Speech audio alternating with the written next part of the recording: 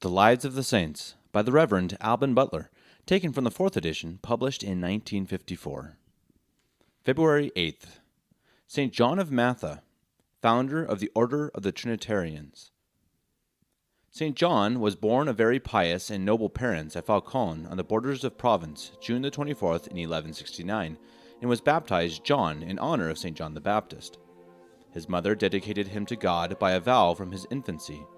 His father, Euphemius, sent him to Aix, where he learned grammar, fencing, writing, and other exercises fit for a young nobleman. But his chief attention was to advance in virtue. He gave the poor a considerable part of his money his parents sent him for his own use. He visited the hospital every Friday, assisted the poor sick, dressing and cleansing their sores, and affording them all the comfort in his power.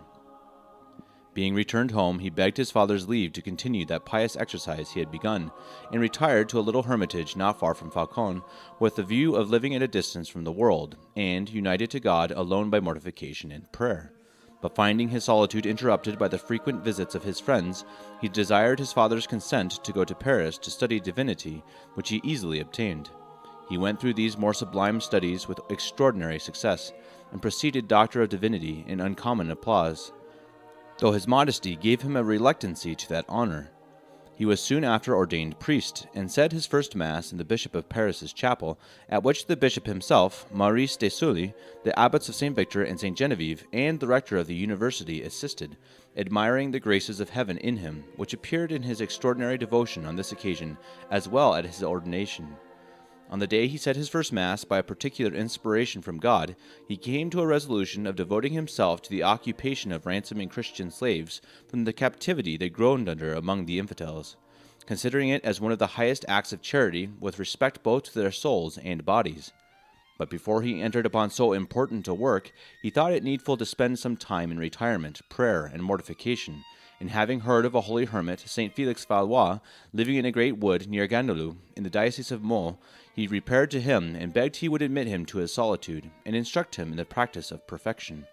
Felix soon discovered him to be no novice, and would not treat him as a disciple, but as a companion.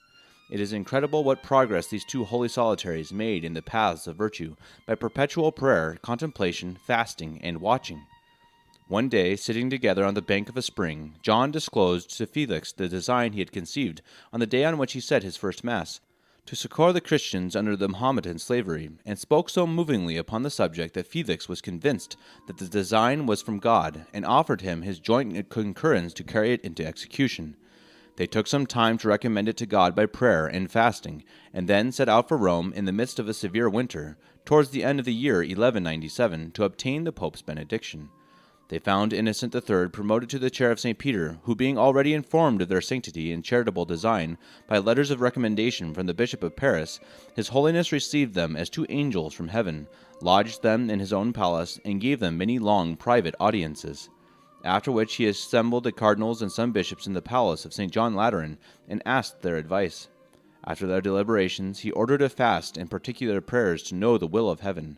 At length, being convinced that these two holy men were led by the Spirit of God, and that great advantages would accrue to the Church from such an institute, he consented to the erecting a new religious order, and declared St. John the first general minister. The Bishop of Paris and the Abbot of St. Victor were ordered to draw up their rules, which the Pope approved by a bull in 1198.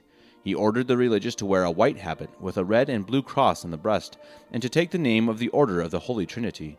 He confirmed it some time after, adding new privileges by a second bull, dated in 1209. The two founders, having obtained the Pope's blessing and certain indults or privileges, returned to France, presented themselves to the king, Philip Augustus, who authorized the establishment of their order in his kingdom and favored it with his liberalities. Gaucher III, Lord of Chatillon, gave them land whereon to build a convent.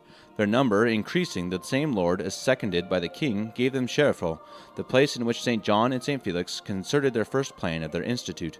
It is situated in Brie, on the confines of Valois.